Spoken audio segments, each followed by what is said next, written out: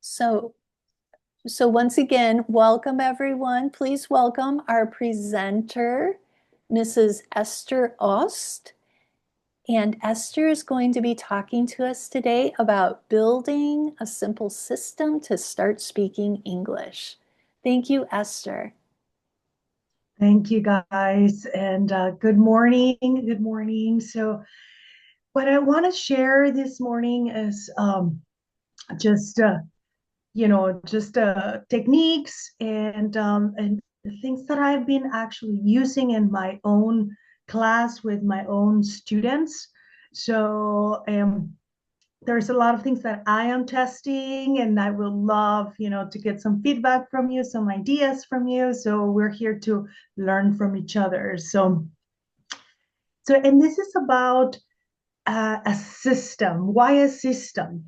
Because I've learned, and I'm sure you guys agree with me, that it's learning English or learning to speak English is not just about learning words and phrases. It's about having a routine. You have to speak every day to be able to learn, right? So how do I get there? How do I get my students to know and to understand first that this is not a one time a week day? I mean, I keep telling my students, if you think that you can learn, because a lot of times that's what we believe. I work with Hispanics, and in our classrooms, when we grow up, we learn English as a subject. So, and it's maybe once a week, twice a week, and we think that we're going to learn English that way, and it just doesn't work, right?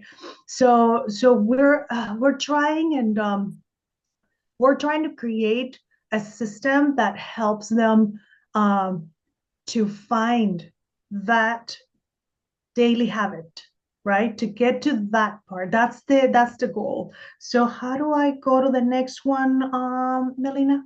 Yes. And Okay, so you'll help me? Okay, thank you. So yeah, I mean the goal here is to speak English. And I don't know about you guys, but in my class, in my experience, people want to speak the language. That's their main goal, and that's the hardest. A lot of students have studied for years sometimes, and they tell me a lot of times, teacher, I can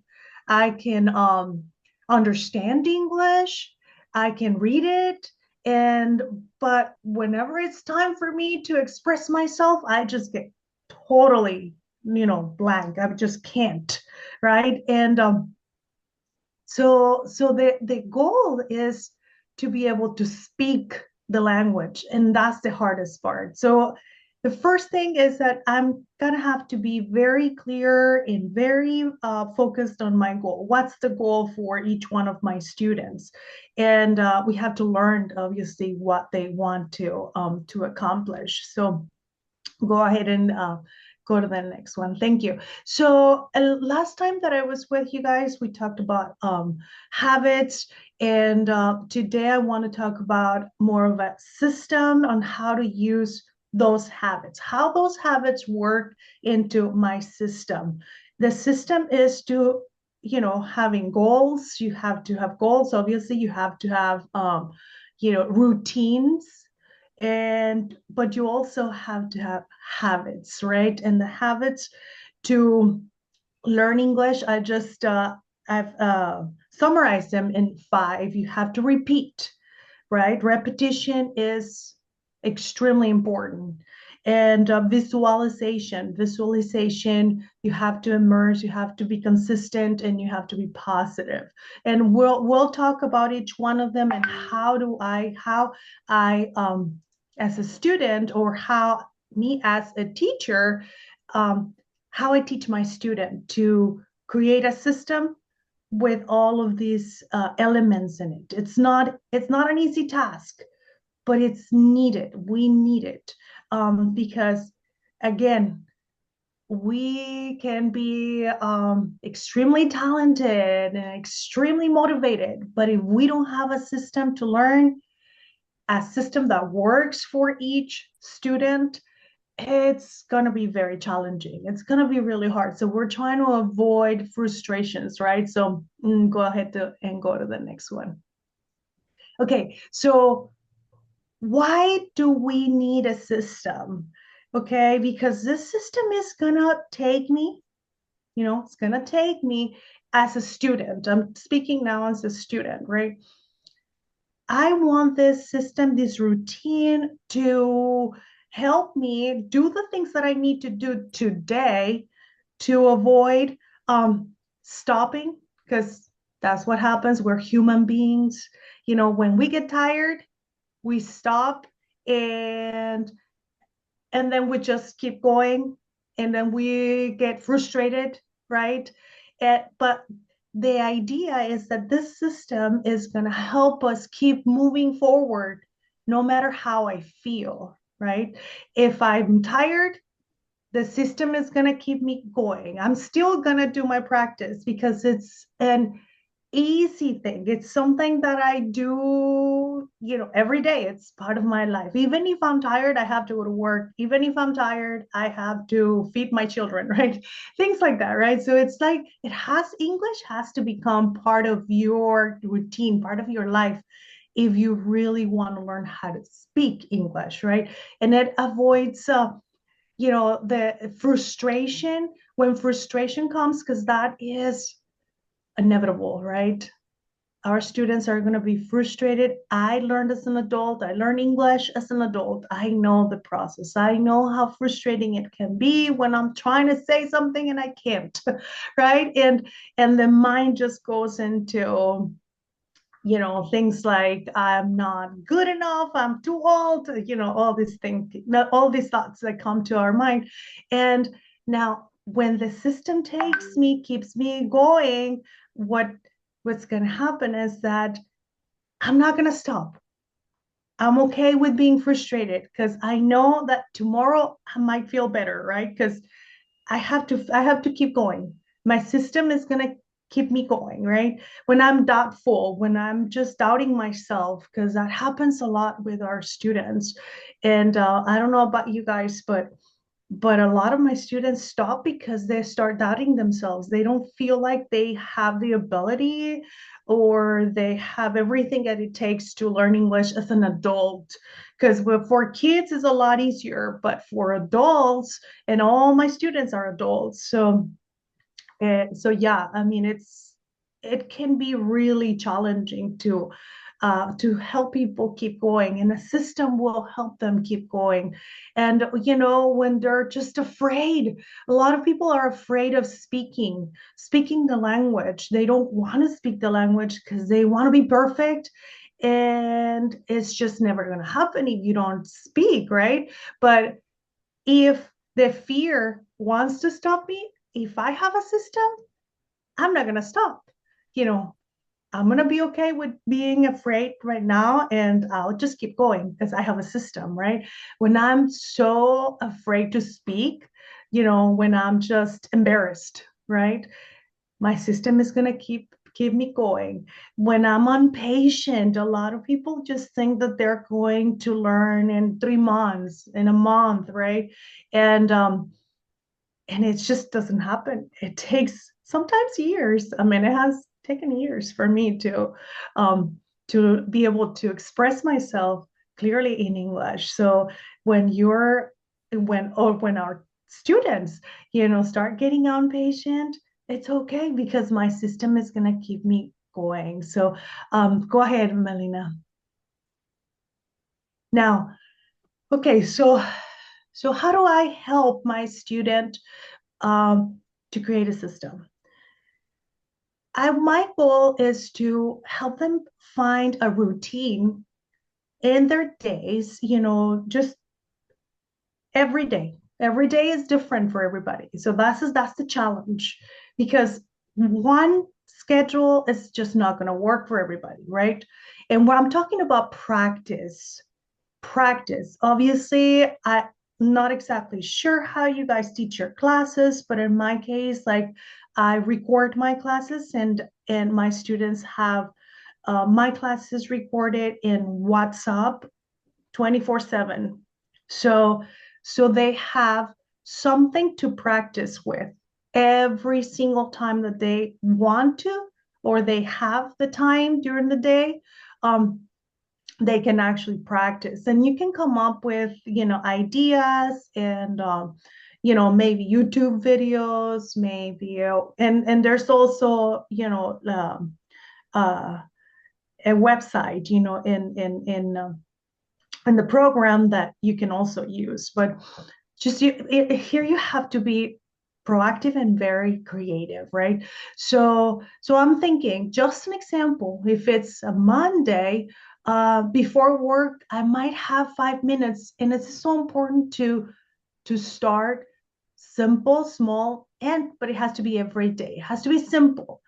It has to be small. The goal has to be small enough for students to feel like they can do it, right? I might have time during lunch break, so I challenge my students to find the time when they can actually find 5 minutes, just 5 minutes. The important thing is to start creating a system. You're not going to have a system from one day to the other. It's going to take sometimes months to find your rhythm, right? You might have time after work, 5 minutes, just find 5 minutes. You might have after dinner, find 5 minutes. And and then little by little, you know, maybe you can add a little bit more time. It's going to get easier. I promise you, it's going to get easier. And the idea here and the goal is to make it automatic and to have a routine, but it has to be written down. And I always emphasize on that. If you don't write down your routine, your daily routine, it's going to be almost impossible to follow because you already have your routine for your days. And if you want to add English into that routine, it's going to be really hard if you don't have something written down, right? You might not be able to find those 5 minutes before work, but it doesn't matter. You'll find them during lunch. You know what I mean? So it has to be written down, and it has to be every day, every day. I've been researching this fact that goodness, it's really hard to get students to understand that you have to practice every day. It has to be an everyday thing. If you don't make it every day, an everyday practice, it's going to be really hard to learn how to speak, not just understand English or read it, but speak it, right? So the goal is to make the system so simple and small that it becomes an automatic thing to do. Like I just have my routine in automatic. So keep going, Melina, please. All right. So we need a machine, right? A routine that you can do again and again. That's what I was saying, right? So it's not enough with just being motivated. I can be very motivated and I can be extremely brilliant and super smart, and all our students are brilliant people. They're God's creatures, obviously they are brilliant. So but what we need is not just motivation and our wonderful brain. We need a machine, a routine that can help us and take us, and that we can do again and again. And that's why it has to feel easy for our students. So not easy for us as teachers, but easy for them as students. So that's the hardest part. We have to be in communication with them, right? So keep going, Melina, please, the next one. Um, all right, so you need a system that keeps moving even when your energy does, and that is so huge, right? Because you know, when you're trying to do something hard in learning how to speak English, is hard. It's not an easy task. Like I was telling you, I grew up in Mexico, and I grew up speaking Spanish. That's my first language. And I went to the university for 4 years, and after 4 years, I couldn't speak English until I moved to the United States, and I started, practicing every day. It's hard. It's a hard task, right? And we have to understand that our energy is not always going to be there, but that's why I need the system that keeps me moving. If I have a habit that's already there in my routine, even if I don't feel the energy or even if I don't feel motivated, I'm gonna keep going because this is just part of what who I am. This is part of what I want to get in my life, and what it's just not just something that I'm trying to do. This is something that I'm becoming bilingual, right? So if I'm becoming bilingual, something that I have to do. So no matter how my energy level is, so yeah, that's hard, but it's definitely doable. Thank you. So yeah, we need a plan. Keep going. We need a plan. We definitely need a plan. Now, how do the habits are becoming our plan. These are part of our plan, right? The goal, we already have it. We already know that we need a plan. Now, how do I plan my system with habits?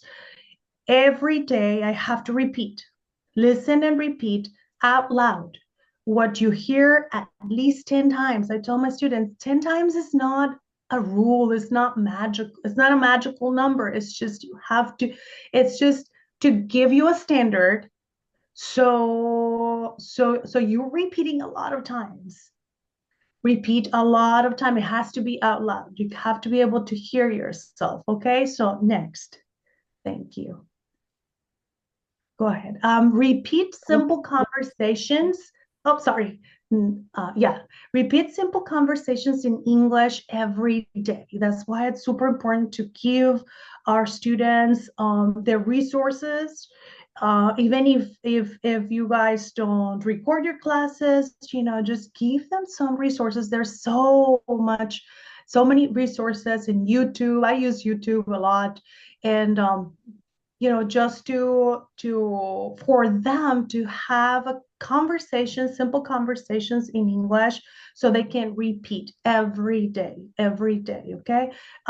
Yeah, keep going. um, Train your brain and your mouth to speak English. I'm always emphasizing that your English is not just about just a thinking process. It's a physical process. We have to speak. We have to move our mouth. We have to train our mouth and our brains to speak the language because it's a different intonation, it's a different pronunciation, it's totally different than the language that we grew up with. I mean, obviously, if English is your first language, you have no idea how blessed you are because, you didn't have to go through, that process. Or if you grew up like my daughter with both languages, it's like, wow, what a blessing, right? But when we have to learn it as an adult, we have to retrain our brain to speak the language. So go ahead. Um, all right. So super important for us to understand as teachers is that maybe our students have done a lot of grammar books in the past, or they have read grammar books, they have taken classes, they have bought courses, they have had, maybe some of them have had private teachers. But what happens is that they can read and understand, but when they try to speak, everything goes blank, right? Not because they're not smart, but because the muscles in our mouth aren't being trained.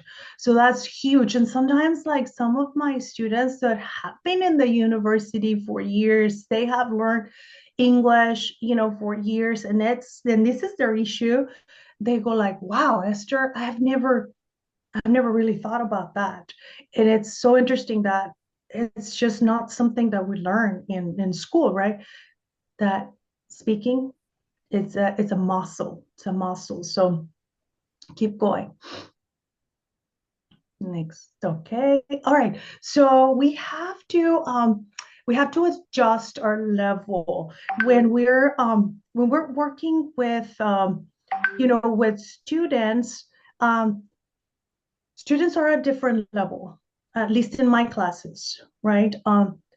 You might be dealing with a student that went to the university and they already know a lot about English. It's really hard for them to, just to go to the basics and start, practicing things that they already know, because the mindset is I already know that, right? But we have to try to convince them and help them understand that they need to be training their mouth, and even if they already know the English or the meaning of the words, they need to train from the basics. So, and adjust the level. Some of them it's going to be easier for them to speak. And whenever you're just starting, it's going to be really hard, but it doesn't matter.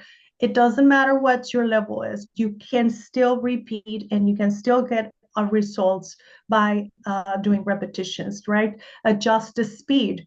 If you already, you know, semi-fluent and you can speak some words, well, maybe you have to challenge yourself to speak a little bit faster, but the goal is not to speak fast, but to speak clear, right? So you can train on your own. Super important that that students uh, don't depend on me as a teacher. They have to be able to train. Yes, I'm guiding them through the process, but if they start, and this happens a lot because of the way that we grew up in my culture as a Hispanic in Latin America, we're super used to let the teacher lead, and as long as the teacher doesn't tell me what to do, I'm not going to know. I don't take they don't really encourage to take initiative, right? So so I want to really help my students to understand that they can take initiative and do this on their own. And obviously, I'm going to be helping them through the process, but I can't be there 24/7, right? So they can train on their own. Now, again, the daily schedule, the reading schedule, they can use, I always tell them, like, use your phone.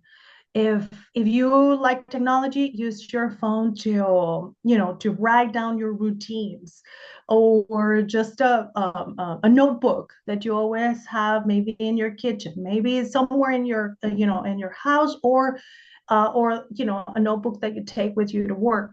There has to be something that, it doesn't have to be sophisticated technology or anything. You have to just have it written down or on the phone, right? But you have to have an idea of how your practices, or when you're going to practice, right? So let's say that you say 8 a.m. Okay, I'm going to have 10 minutes. Somehow I'm going to find them. If I don't find 10 minutes at 8, I'll find them at 10, maybe, right? But I have something written down that's a commitment if I write it down, right? And then I'm going to find another 5 minutes when I go to lunch, maybe after work, maybe at night, right? And I always have to write my goal. My goal is to practice. And I always teach them not to say study, because you don't really study to speak. Yes, you study rules and all of that, but I want my students to have the mindset of practicing, because practicing is more effective than studying, in my opinion and my experience. So 30 minutes. If you have 30 minutes, awesome. Maybe and this routine might change next week, because you see, okay, I think I can do 35 minutes. Maybe I can do 45, you know, because it gets easier again. Once you do it daily and it feels easy, then you can add more time. but don't let your student to start with an hour or 2 hours, so they say, because that's what they say in the beginning, and then they don't do it, right? So help them to start with small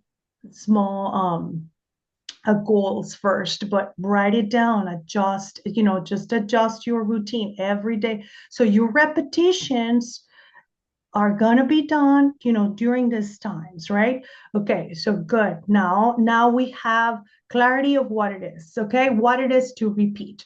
Now visualize. What does that even mean? Visualization.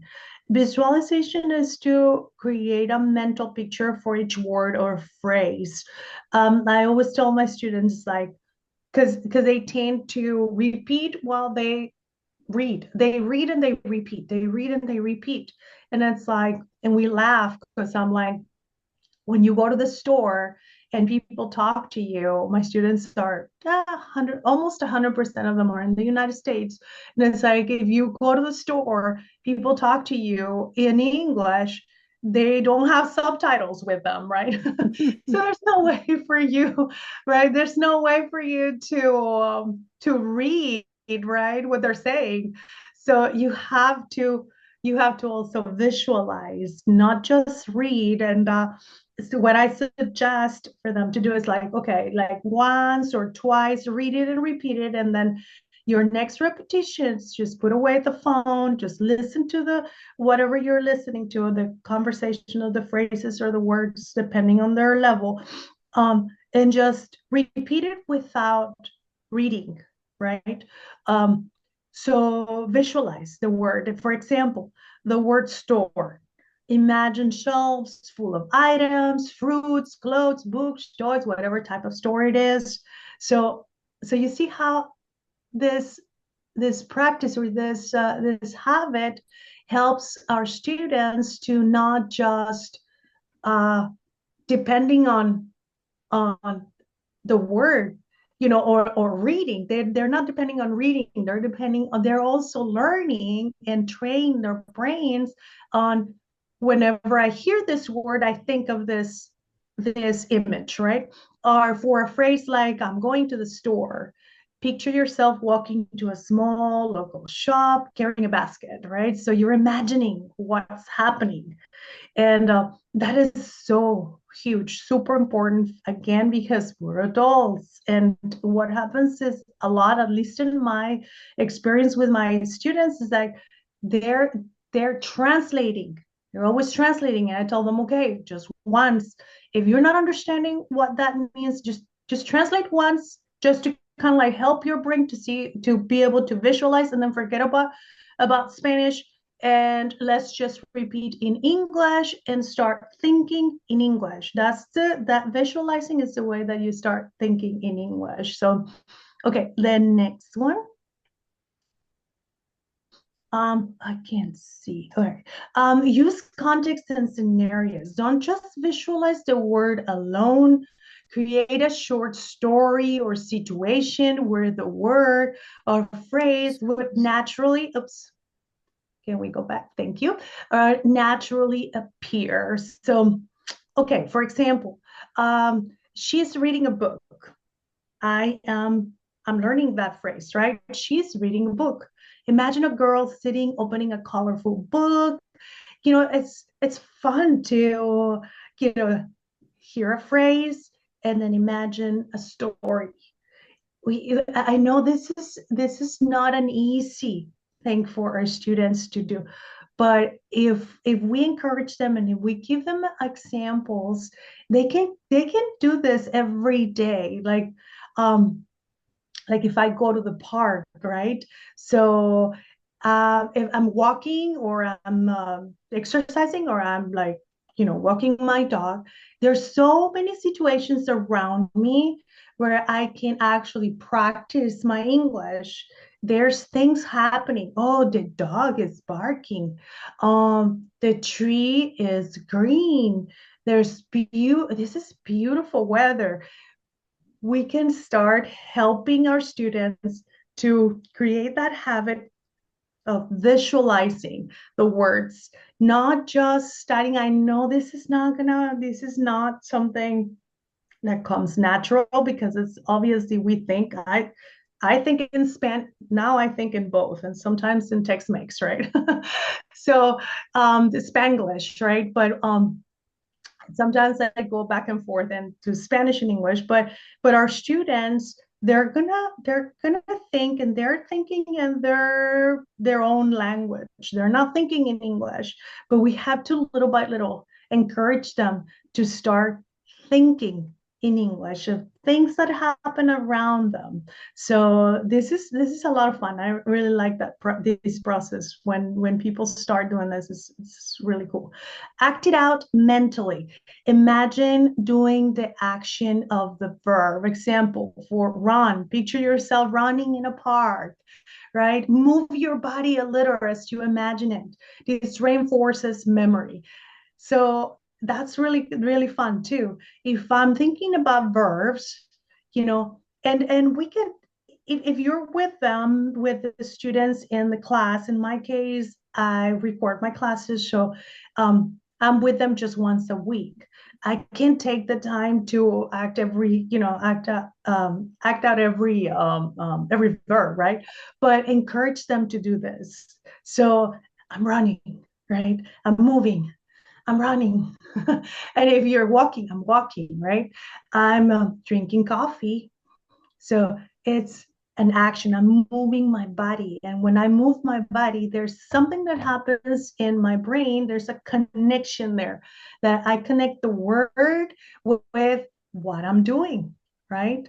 So this is also very important to do and to encourage your students to do. Go ahead. Next one. Benefits of visualization for ESL students. Like I was telling you, memorizing, better memory retention. It just helps your memory to remember. When you have an image in your brain that connects to the word, it's easier to remember. Your brain remembers images faster than abstract words. Linking a word to an image makes it stick. The process is also more fun, but it's also easier to remember. Improved comprehension. Visualization helps you understand the meaning of words and phrases without translating in your head. That's the hardest part to help our students to stop translating, but visualization can help. Faster speaking and thinking. When you picture a scene, you naturally find the words to describe it.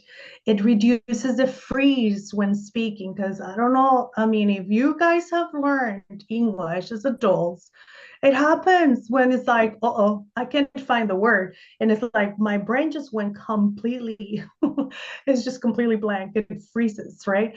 And but little by little visualizing, it helps you. Stronger connection between words helps you remember vocabulary in context, not just isolated words. It's okay to learn words and visualize words, but words don't, they're not going to help me to communicate. They're just, that we have to have them or visualize them in a context. So that helps us. More fun and engaging.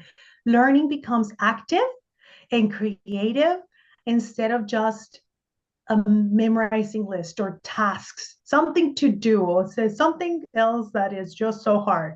No, it just becomes something fun, right? So, and creative. And I'm so convinced in my mind that if if I'm having fun as a student, I'm going to be successful. So having joy, and it's so important. So visualization, making visualization a daily practice. That's again going back to the system. How do I, add visualization into my system, my daily routine? It's not visualization, daily practice is not just a suggestion. It's an essential habit for English learning. For to be able to speak English, I have to teach my student. It has to be a daily practice. Again, add to my repetition, I'm not going to just repeat whatever I have in my lesson. I'm going to also, you know, repeat it maybe twice, 3 times, and read it, read and repeat, right? But I'm also going to put away the phone or, and I'm just going to listen and visualize. It's just a visualization is part of repetition, but it's a different process. So, okay, go ahead. The next one. Immersion, super important, speeds up comprehension and speaking. It's just immersion is basically being around the language. And so regular exposure trains the ear to recognize words, phrases, and sentence patterns. The more your brain hears and feels English, the faster it acts when we need to speak. Yeah. Okay. So yeah, we need to have. I always suggest my students to have the phone in English, your settings in English, your settings on your TV in English, to talk to yourself in English. Even if you don't speak perfect English, talk to yourself in English. Write down notes in little, sticky notes. Write down words around your house. Maybe have your calendar in your phone, or if you have a calendar, make it write it in English. And your daily, all the things that you do, in your day, just have English, always English around you. So that's what immersion means, even if I don't understand. So keep going. Familiarity with the language. Being surrounded by English helps the brain get used to the sounds, the rhythm, and structure of the language. So when I hear it all the time, when I'm listening to it, it's just magical how the brain just starts absorbing words. I don't know if that has happened to you. Like when sometimes it happens to me a lot. Like sometimes I'm in a situation and I'm like, I'm using a word that I have no idea where I learned it. I have no idea. It was there in the brain somehow, right? Why? Because of immersion. Even if you don't understand every word, that's super important because people feel um, sometimes very frustrated because they think they have to understand every word. And your brain starts recognizing patterns like greetings, question forms, or common phrases. So even if you don't understand every word, just have English around you. Keep going.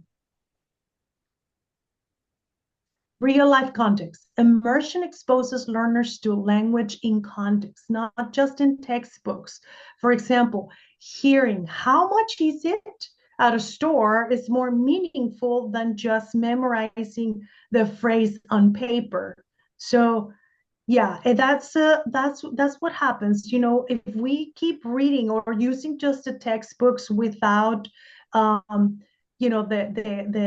real life context, it's really hard to be able to express ourselves when we need the language in real life, right?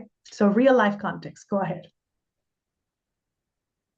So again, how do I do? How do I make it, this habit part of my daily schedule, or needs to become a daily habit, right? For students, because language learning is like training a muscle. I'm training a muscle, and I'm not going to train a muscle once a week. It has to be, every day, every day.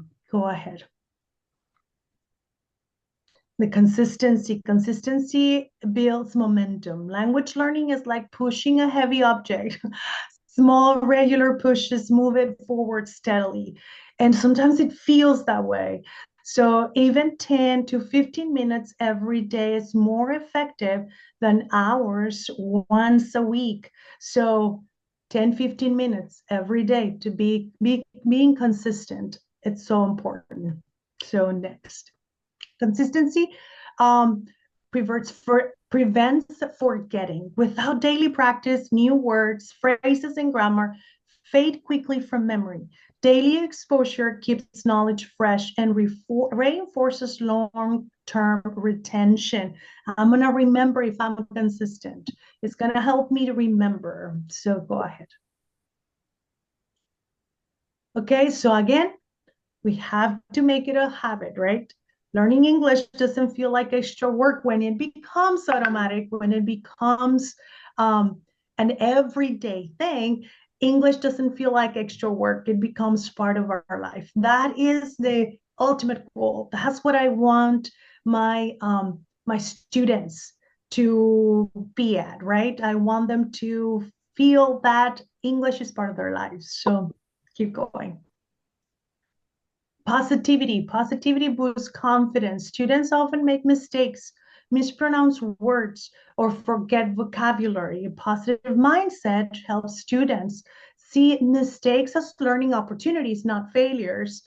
Confidence encourages speaking and practicing, which is essential for progress. So if I have a positive mindset, and that's going to help me in every part of like the English process. So super important to encourage our students to be positive, keep going. Strength and courage. Be strong and courageous. This is the when we can use our faith and Bible, the Bible verses that gives us strength and courage, right? Like Joshua 1:9 says, be strong and courageous. Do not be afraid. Do not be discouraged, for the Lord your God will be with you wherever you go. I know this part of, I mean, obviously Joshua wasn't learning English, but we can apply this to our lives, apply the word of God to our lives to help our students to be strong and courageous, because you need to be strong and courageous to learn English. Keep going. Motivation in Isaiah 40:31. It says, but those who hope in the Lord will renew their strength. They will soar on wings like eagles. They will run and not grow weary. They will walk and not be faint. Wow. Wow. It's awesome. It just gives us motivation, right? So the word of God is amazing. Keep going. And now joy and gratitude, important, so important. In Philippians 4:4, it says, rejoice in the Lord always.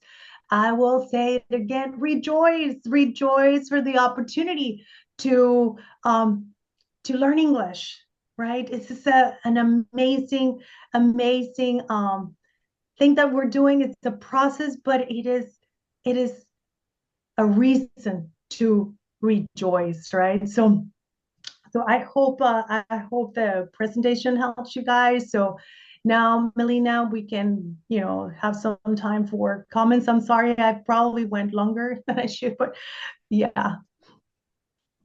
Thank you so much, Esther. This is just such a great reminder um, because, a lot of our students think, well, I'm going to class, one hour a week or 2 hours a week, and I'm too busy. I don't have time to do more than that. But really, if they're not practicing every day between the classes, they're going to lose all of that um, that they've learned during their classes. So it's so important to have that daily routine. So thank you very much. And we're just going to open it up to questions now. Is there anyone who would like to ask a question? Please just feel free to speak up.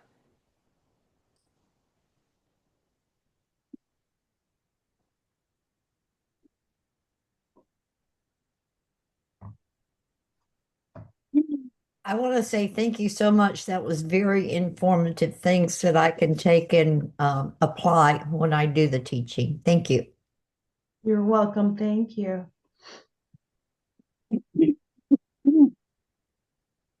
Yes, thank you so much. It is a great blessing, a great strategy for learning and teaching English. I have learned many things. Thank you so much. Thank you. That's amazing. I know one thing I wanted to ask about Esther is, do you ever encourage your students to work with with one another, or work with a partner, or work with an English speaker during the days? I work with people that are extremely busy. They're workers. They work with Americans, and they always have, and the majority of them have opportunities to have. Yes, I encourage them to obviously find people that don't speak any Spanish, and that's the blessing is that they're in the United States, so they have a lot of people around them. They just have to obviously find people that are going to be patient with them, right? Mm-hmm. So because everybody's online, so they're not. The only time when we meet is once a week on Mondays, and we're online.